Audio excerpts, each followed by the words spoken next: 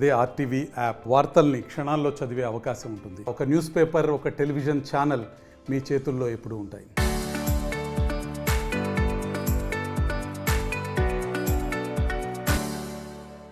రెండేళ్ల క్రితం వైఎస్ఆర్ కాంగ్రెస్ పార్టీ అధికారంలో ఉన్నప్పుడు అప్పటి ముఖ్యమంత్రి వైఎస్ జగన్మోహన్ రెడ్డితో పాటు వైసీపీ మంత్రులు, కార్యకర్తలపై దుర్భాషలాడినటువంటి జనసేన అధినేత పవన్ కళ్యాణ్ వ్యాఖ్యల్ని తప్పుపడుతూ అనుచితమైన వ్యాఖ్యలు చేసిన పవన్ కళ్యాణ్ సైతం తనదైన శైలిలో స్పందించి సోషల్ మీడియా వేదికగా వ్యాఖ్యలు చేసినటువంటి ఎమ్మెల్సీ దువ్వాడ శ్రీనివాస్పై టెక్కల్లో ఈ నియోజకవర్గం జనసేన ఇన్ఛార్జి కణితి కిరణ్ ఇచ్చిన ఫిర్యాదు మేరకు గత నెల 18వ తేదీన కేసు నమోదు చేసిన టెక్కల పోలీసులు ఎఫ్ఐఆర్ కూడా నమోదు చేశారు.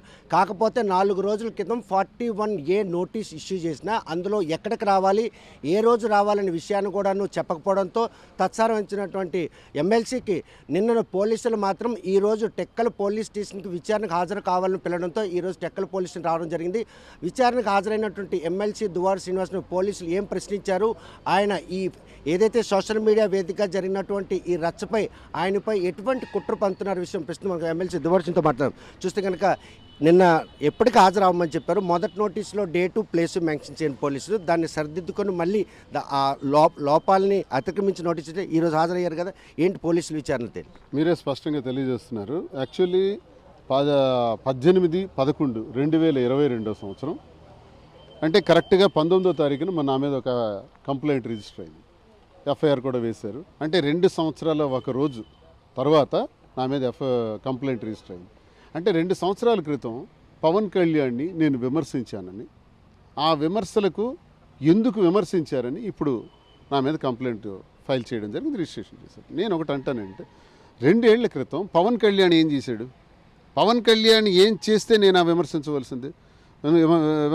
వచ్చింది. పవన్ కళ్యాణే ముందుగా మంత్రులకు చెప్పు చూపించి మంత్రులకి చెప్పించి కొడతాను, మరి వైసీపీ నా కొడకల్లారా చెయ్యందిన దూరం వస్తే కొట్టేస్తాను, అలాగే మరి జగన్మోహన్ రెడ్డి గారికి సాక్షాత్ ముఖ్యమంత్రి గారికి నువ్వెంత నీ బ్రతుకెంత, ఇవి చూసేటప్పుడు వైఎస్ఆర్ కాంగ్రెస్ పార్టీ కార్యకర్తగా జగనన్న అనుచరుడిగా నేను భరించలేక నేను కౌంటర్ ఇచ్చాను. నువ్వేంటి చెప్పు చూపించేది, నేను చెప్పు చూపెడుతున్నా, తమాషా చేస్తున్నావా, మంత్రుల గురించి మాట్లాడతావా, నీకు సిగ్గుందా అని మంచి అన్నాను. నేనేం అనలేదంట్లా. మరి ఆ అన్నటువంటి మాటలకి ఈరోజు పోలీస్ స్టేషన్లో నన్ను పిలిపించడం, ఇది ఎలాంటి చాలా విచిత్రమైన పరిస్థితులు. నాకు నోటీస్ ఇచ్చారు 14వ తారీఖున పోలీస్ స్టేషన్కి రమ్మని ఇచ్చే నోటీసులో డేట్ లేదు, టైం లేదు, ఎక్కడికి హాజరవ్వాలో కూడా చెప్పలా, ఇది ఇచ్చారు. అంటే ఏంటి, కింద ఒక లైట్ని హైలైట్ చేసి రాశారు, ఈ నోటీస్ నిబంధనలు పాటించడంలో మీరు విఫలమైతే బిఎన్ఎస్ఎస్ సెక్షన్ 36 కింద అరెస్టుకు మిమ్మల్ని బాధ్యులుగా చేయవచ్చు. ఇది హైలైట్ చేయడం తెలుసు, ఇక్కడ డేట్ వేయడం మాత్రం తెలియదు, ఎన్ని గంటలకు రావాలో తెలియదు. నేను ఉన్నతాధికారులను అడగటం జరిగింది, మీరు ఎలాంటి నోటీస్ ఇచ్చి మమ్మల్ని అరెస్ట్ చేయాలని చూస్తే మేము రెడీ, కానీ ఇది విధానమా, కోర్టుకి వెళ్తానని చెప్పాను. వెళ్తే అప్పుడు మరో నోటీస్ ఇచ్చారు. ఆ నోటీసులో సవరణ చేస్తూ ఈరోజు 20వ తారీఖున 10:30 గంటలకు రమ్మని చెప్పారు. నేను పోలీస్ స్టేషన్కి రావటం జరిగింది. అంటే 41 నోటీస్ అంటే ఓల్డ్లా, ఇప్పుడు బిఎన్ఎస్ఎస్ 35 క్లాస్ 3 ప్రకారం ఇప్పుడు నేను రావటం జరిగింది. అయితే నేను చెప్పేది ఏంటంటే, వచ్చిన తర్వాత గడిచిన కాలంలో నేను ఇచ్చినటువంటి స్టేట్మెంట్ మేరకు వారు నన్ను ప్రశ్నించడం జరిగింది. ఎస్హెచ్ఓ గారు, మీరు ఎందుకు ఈ స్టేట్మెంట్ ఇచ్చారు, మీరు ఇచ్చారా లేదా? ఇచ్చాను. నేను ఇవ్వటానికి కారణం పవన్ కళ్యాణ్ ఆడినటువంటి మాటలు, ముందు రోజు ఆడినటువంటి మాటలకు నేను కౌంటర్గా ఇచ్చాను. తర్వాత నాకు ఆశ్చర్యకరం అనిపిస్తుంది ఏంటంటే, నేను విమర్శించింది పవన్ కళ్యాణ్ అయినప్పుడు పవన్ కళ్యాణ్ కదా నా మీద కంప్లైంట్ ఇవ్వాలి. మరి పవన్ కళ్యాణ్ ఆ రోజు జనసేన అధ్యక్షుడు, ఈరోజు డిప్యూటీ చీఫ్ మినిస్టర్, మరి ఆయన కదా నా మీద కంప్లైంట్ ఇవ్వాలి. మరి ఆయన ఇవ్వకుండా ఎవరు కిరణ్ ఎవరు? కిరణ్ ఇస్తే ఆయనకి నాకు సంబంధం ఏంటి? ఈ ఎఫ్ఐఆర్ ఎలా వేస్తారు? మరి ఎఫ్ఐఆర్ వేసేటప్పుడు మరి ఏ రకంగా ఇది చట్టబద్ధత అవుతుంది? 2 ఏళ్ల క్రితం నేను అన్నటువంటి మాటలకి ఇప్పుడు ఎఫ్ఐఆర్ వేశారు. వేసిన దానికి కంప్లైంట్ ఎవరు ఇవ్వాలి?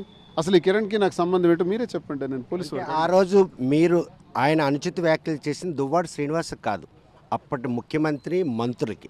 అలాంటి దాన్ని ప్రయారిటీ తీసుకొని మీరెందుకు విమర్శించాలి? అందుకే ఈరోజు ఆ రోజు జనసేన హోదాలో పవన్ కళ్యాణ్ వ్యాఖ్యలు చేశారు. అధికార పార్టీ దీంట్లో మీకు ఒక కార్యకర్తగా మనోదేత ఆయన మీద ప్రత్యారోపణ చేయడం జరిగింది. కానీ ఈరోజు అదే డిప్యూటీ సీఎంగా ఉన్న పవన్ కళ్యాణ్ ఆదేశాల మేరకే కిరణ్ కుమార్ మీ మీద ఫిర్యాదు చేశారు అనుకోవచ్చు. సరే, నేను ఫిర్యాదు చేస్తే నేను కూడా ఒక కార్యకర్తగా పవన్ కళ్యాణ్ చేసిన వ్యాఖ్యలపైన నేను స్పందించాల్సి జరిగింది. స్పందన వేరు, కంప్లైంట్ వేరు. కంప్లైంట్ అన్నది లీగల్ అవుతుంది. ఇది కోర్టులో కూడా రేపు వాదించాల్సిన అవసరం వస్తుంది. వాదించేటప్పుడు నేను విమర్శించింది ఎవరికి, కంప్లైంట్ ఇచ్చింది ఎవరు? సో ఇవన్నీ వస్తాయి. ఒకవేళ అది రైట్ అనుకుంటే రేపు న్యాయస్థానంలో తేల్చాల్సి వస్తుంది. నేను న్యాయస్థానంలో ఇదే ప్రశ్నిస్తాం, మా అడ్వకేట్ ద్వారా అదే ప్రశ్న వెళ్తుంది. ఈవేళ విచారణలో పోలీసులు అడిగినటువంటి ప్రశ్నలకు సమాధానం ఇచ్చారు. మళ్ళీ విచారణకు హాజరు కావమని వారు ఇచ్చారు. అమెండ్మెంట్ దీంట్లో ఏవైనా కూడా నాన్ బెయిలబుల్ సెక్షన్లు ఏమైనా యాడ్ చేశారు. ఇందులో సెక్షన్స్ ప్రకారం అయితే అన్ని బిలో 7 years 41 సెక్షన్కి వర్తిస్తుంది, 41 నోటీస్కి వర్తిస్తుంది, స్టేషన్ బెయిల్ ఉన్నటువంటిది. కాకపోతే నాకు ఆఖరిలో ఎస్హెచ్ఓ గారు చెప్పినటువంటి మాటలు ఏంటంటే, ఏ రోజైనా ఏ క్షణమైనా ఏ సందర్భంలో మళ్ళీ మేము పిలిస్తే మీరు రావాలి స్టేషన్కి, మా ఎంక్వైరీకి మీరు సపోర్ట్ చేయాలి, తప్పకుండా వస్తాను. నోటీసుల జారీలోనే పోలీసులు లోపభూయిష్టంగా వ్యవహరిస్తున్న ఈ నేపథ్యంలో ఏ క్షణాన ఎప్పుడైనా అపరాత్రి అర్ధరాత్రి కాకుండా హాజరు కావాలనే దాంట్లో ఏదైనా కుట్ర కోణం ఉందని భావిస్తున్నారు. నోటీస్ ఇచ్చిన దగ్గర నుంచి ఈరోజు నేను స్టేషన్కి వస్తే నాతో మాట్లాడే విధానం వరకు ఏం అర్థమవుతుంది? ఇప్పుడు ఒంగోలులో కేసు అయింది. ఒంగోలుకి నాకు సంబంధం ఏంటి? ఒంగోలులో నేను ఎవరిని తిట్టాను? అక్కడేంటి కంప్లైంట్? సో ఇలాగా స్టేట్ మొత్తం తిప్పాలని చూస్తున్నారు. మరి ఎప్పుడు తిప్పుతారో నేను సిద్ధంగా ఉన్నాను. నేను తెలియజేసేది ఏంటంటే, నేను అధికార పార్టీలో 5 ఏళ్ళు ఉన్నాను. అధికార పార్టీలో ఉండేటప్పుడు ఎమ్మెల్సీగా కూడా ఉన్నాను 2.5 ఏళ్ళు. ఏదైనా మీరు మా మీద దమ్ముంటే, ఒకవేళ ఈ జనసేన పార్టీకి, తెలుగుదేశం పార్టీకి, ఆ జనసేన కార్యకర్తలకి మీకు ఏమైనా దమ్ముంటే, నేనేమైనా ఎక్కడైనా అక్రమాలు చేసున్నా, అవినీతి చేసున్నా, లంచాలు తీసుకొని ఉన్నా, భూ కబ్జాలు భూదందాలు చేసినా, అధికార దుర్వినియోగం చేసినా చర్యలు తీసుకోండి. ఆన్ ది స్పాట్ ఇప్పుడే అరెస్ట్ చేయండి, కేసులు కట్టండి. అధికారం మీది కదా, దమ్మంటే అది. అంతేకాని ఇలాంటి 2 ఏళ్ల క్రితం జరిగినటువంటి ఇన్సిడెంట్ మా పవన్ కళ్యాణ్కి ఎందుకు తిడతాను, ఇప్పుడు విమర్శిస్తాను. తేడా కొడితే ఈ voice double the voice raise అవుద్ది. ప్రజల కోసం, జగనన్న కోసం దువాడ శ్రీనివాస్ వాయిస్ డబుల్ అవుతుంది. న్యూటన్స్ లా అప్లై చేయాల్సి వస్తుంది. Every reaction will have an opposite and equal reaction. బంతి ఎంత గట్టిగా మీరు కొడితే అంతే ఫోర్స్గా రివర్స్లో వస్తానని నేను తెలియజేస్తున్నాను. ముఖ్యంగా మీరేదో ఇలా కేసులు పెట్టి అదిరించి బెదిరించేసి నన్ను స్టేషన్లకు రప్పిస్తే నా కింద ఉన్నటువంటి క్యాడర్ భయపడిపోతారు, ఎవరు రోడ్లు ఎక్కరు. నేను రోడ్డు ఎక్కకుండా ఏదో గదిలో దాక్కుంటాను అనుకున్నారేమో. ఇంకా స్ట్రాంగ్గా పనిచేస్తా, ఇంకా ఫీల్డ్లోకి వచ్చేస్తా, ఇంకా గట్టిగా మాట్లాడతా. ఏం చేస్తారో చేయండి. 100 కేసులకైనా నేను సిద్ధం. జిల్లాలో ఒక ఎమ్మెల్సీ హోదాలో వైసీపీ నాయకుడు మీకు పార్టీ నుండి ఎవరైనా ఈ సమస్యపై అండదండగా ఉన్నారు? పార్టీకి విషయం తెలియజేయటం జరిగింది. నాతో అధిష్టానం చాలాసార్లు దీని మీద చర్చిస్తున్నారు, మాట్లాడుతున్నారు. అంత పరిస్థితి వస్తే అధిష్టానం రెస్పాండ్ అవుతారు. ఇప్పుడు నేను క్షేత్రస్థాయిలో నాయకులు ఎవరు కూడా మీకు వచ్చినటువంటి ఈ నోటీసులు పరంపర విషయంలో ప్రాధాన్యత తీసుకున్నారు. క్షేత్రస్థాయి నాయకులు ఎవరు రాలా. ఎందుకు అనిశ్చిత? వాళ్ళ ఉద్దేశం ఏంటో భయం ఏమో అనుకుంటాను. భయమేమో. 6 నెలల క్రితం ఎమ్మెల్సీ దువ్వాడ శ్రీనివాస్కి వచ్చినటువంటి ఒక ఆపద విషయంలో పోలీస్ స్టేషన్లో ఫిర్యాదిస్తే పోలీసులు ఏమైనా స్పందించారా? నేను కూడా ఇదే ఒకవేళ ఒక కిరణ్ కుమార్ ఇచ్చినటువంటి కార్యకర్త ఇచ్చినటువంటి దానిపైన ఎఫ్ఐఆర్ కట్టాలి, నన్ను స్టేషన్కి రప్పించాలి ఒక ప్రజాప్రతినిధిని కూడా అని అనుకుంటే, మరి ఒక ప్రజాప్రతినిధికే చంపుతాము, తనికేస్తాము, కారుతో తగలబెట్టేస్తామని జనసేన కార్యకర్తలు ఎంతోమంది నన్ను, కొన్ని వందలాది వేలాది మంది, అంటే వాటిపై నేను డీటెయిల్డ్ కంప్లైంట్ నేను ఇచ్చాను. ఇచ్చి 4 నెలలైంది. ఎఫ్ఐఆర్ కూడా వేశారంట. ఈ రోజు వరకు సమన్స్ చేయలేదే, ఎవరిని రప్పించలేదే, అరెస్టులు చేయలేదే, నోటీసులు ఇవ్వలేదే. మరి వాళ్లకో లెక్క, నాకో లెక్క. కార్యకర్తకున్న లెక్క ఒక ప్రజాప్రతినిధికి లేదా? ఈ ప్రభుత్వంలో మమ్మల్ని హింసిస్తారా? మమ్మల్ని ఇలా భయపెట్టాలనుకుంటున్నారా? ఇది న్యాయమా? ఇది ధర్మమా? మీకు అధికారం ఇచ్చారే, అధికారం ఇచ్చి ప్రభుత్వ పాలన చేయాలి, మీరు ఇచ్చినటువంటి సూపర్ 6 హామీలన్నీ అమలు చేయాలని జనం ఎదురు చూస్తున్నారే. మరి సుమారు 6 నెలలు గడిచేసిందే, ఇంతవరకు కూడా ఏమీ మీరు చేయలేకపోయినా కూడా ముఖ్యమంత్రి సమీక్ష నిర్వహిస్తూ కక్ష సాధింపు చర్యల ద్వారా పోవద్దని సూచన చేశారు. ఆయన మాటలకి క్షేత్రస్థాయిలో నాయకులపై దీనికి ఏమైనా సంబంధం? చంద్రబాబు నాయుడుగా నేను అడుగుతున్నాను. ఇప్పుడు ఈ గవర్నమెంట్లో నేను ఒక ఎమ్మెల్సీ ఉన్నాను కదా, మరి ఎమ్మెల్సీ మీద కక్షాదింపు జరుగుతుంది. చంద్రబాబు నాయుడు గారు ఏం చెప్తారు సమాధానం? Mister Pawan Kalyan deputy CM గారు ఏం చేస్తారు? సీజ్ ద షిప్, నీకు సంబంధం లేని దాని మీద సీజ్ ద షిప్ అంటావు. ప్రశ్నిస్తానంటావు. తెగ ప్రశ్నించావు అపోజిషన్లో ఉండేటప్పుడు. ఇప్పుడేమో ప్రశ్నించవు, ఇప్పుడు మాట్లాడవు. ఏమంటే సపోర్ట్గా అన్ని విషయాలకు కూడా లడ్డు అంటే లడ్డు మీద ఒక చంద్రబాబు నాయుడు మాట్లాడారు కాబట్టి నువ్వు మాట్లాడేస్తావు. ఏం మాట్లాడతారు, ఏం చేస్తారు? నువ్వు ప్రశ్నించాలి అనుకునేవాడు ఎందుకు ప్రశ్నించలేకపోతున్నావు? సూపర్ 6 గురించి ఎందుకు ప్రశ్నించలేకపోతున్నావు? సూపర్ 6కి ఏం సమాధానం చెబుతావు? ప్రతి రైతన్నకి కూడా 20,000 రూపాయలు ఇస్తామన్నారే. ఈరోజు గిట్టుబాటు ధరలు కూడా లేక రైతులు ఇబ్బందులు పడుతున్నారు. ప్రతి మహిళకు కూడా 1,500 రూపాయలు 59 సంవత్సరాల వరకు వయసున్న వాళ్ళందరూ కూడా ఇస్తామన్నారే. ఇచ్చారా ఈ రాష్ట్రంలో? అలాగే ప్రతి స్కూల్కి పంపిన ప్రతి బిడ్డకు కూడా 15,000 రూపాయలు తల్లికి వందనం ఇస్తామన్నారు. ఇచ్చారా?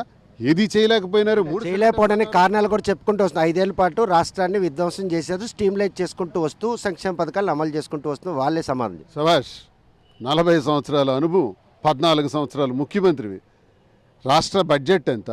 రాష్ట్రానికి రాష్ట్రం విడిపోయిన తర్వాత ఉన్న అప్పు 14 నుంచి 19 వరకు ఈ రాష్ట్రానికి చంద్రబాబు నాయుడు చేసిన అప్పు, జగన్మోహన్ రెడ్డి 19 నుంచి 24 వరకు చేసినప్పుడు 6,42,000 కోట్ల రూపాయలని మీరు బడ్జెట్లో చూపించడం తెలుసు. ఇంత అప్పు ఉండేటప్పుడు ఈ రాష్ట్రంలో ఈ సూపర్ 6 ఎలా అమలు చేస్తానని 14 సంవత్సరాలు ముఖ్యమంత్రికి తెలియదా? అందుకే మేము ఆ వాగ్దానాలు ఇవ్వలేదు.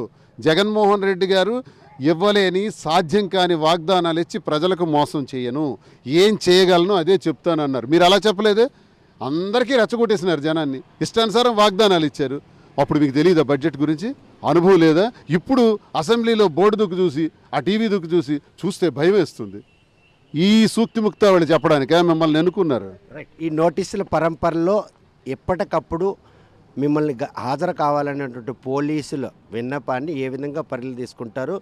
మీ కాలికి సంఖ్యలు వేసినటువంటి ప్రక్రియ మొదలైనట్టుంది. చట్టాన్ని గౌరవిస్తాను. ఒక అడ్వకేట్గా, ఒక లా స్టూడెంట్గా నాకు చట్టాన్ని, న్యాయాల్ని ఎలా గౌరవించాలో నాకు తెలుసు. గౌరవించుకొని వెళ్తాను. 100 కేసులు కట్టుకుంటారా? ప్రజల పక్షాన మాట్లాడితే కట్టుకోండి. జగనన్న పక్షాన్ని నిలబడితే హింసిస్తారా? హింసించండి. జైళ్లకు రెడీ, కేసులకు రెడీ, డబుల్ ది వాయిస్ చేస్తాం, ఇంకా గట్టిగా మాట్లాడతాం. ఏం చేస్తారో చూసుకోండి. వెనకడుగేసేదే లేదు, అదిరేది లేదు. ఈ దువ్వాడ శ్రీనివాస్ బెదిరేది లేదు. చూస్తే కనుక పోలీసులు ఇచ్చిన నోటీసుల మేరకు ఈరోజు పోలీస్ స్టేషన్కి విచారణకు హాజరైన ఆయన మాత్రం ఎప్పుడు పిలిచినా, ఏ క్షణాన్ని పిలిచినా అందుబాటులో ఉండాలని సూచన చేశారు. మొదట జారీ చేసిన 41 నోటీసులో మాత్రం స్థలము, టైము మెన్షన్ చేయకపోవడంతో రెండో నోటీసును మాత్రం ఇష్యూ చేయడంతో వారు ఇచ్చినటువంటి నోటీసు ప్రకారం ఆయన మాత్రం ఈరోజు పోలీసు విచారణలో హాజరయ్యారు. ఈ విషయంలో తనపై తప్పుడు కేసులు పెడుతున్నారనే సంకేతాలు మాత్రం స్పష్టంగా కనిపిస్తున్నాయి. ఇవి ఎట్టి పరిస్థితుల్లో వాళ్ళ నోటీసులు భయపడేది లేదు. తన వాయిస్ను మరింత పెంచి ప్రజల పక్షాన పోరాడుతున్న దువ్వాడ శ్రీనివాస్ ధీమా వ్యక్తం చేస్తున్నారు. వీడియో జర్నలిస్ట్ రాంకిషన్తో సత్యం, RTV శ్రీకాకుళం. మరిన్ని వీడియోస్ కోసం ఛానల్ ని సబ్స్క్రైబ్ చేయండి. లేటెస్ట్ అప్డేట్స్ కోసం వాట్సాప్ ఛానల్ ని ఫాలో చేయండి. అండ్ లింక్ డిస్క్రిప్షన్ లో ఉంది.